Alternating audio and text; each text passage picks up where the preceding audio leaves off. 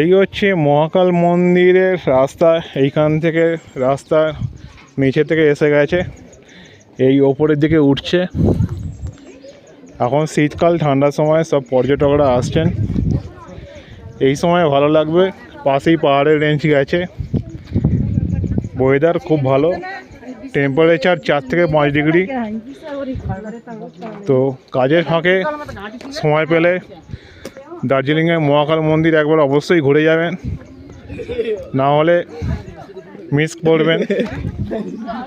এই রাস্তাটা চলে গেছে মহাকাল মন্দিরের দিকে।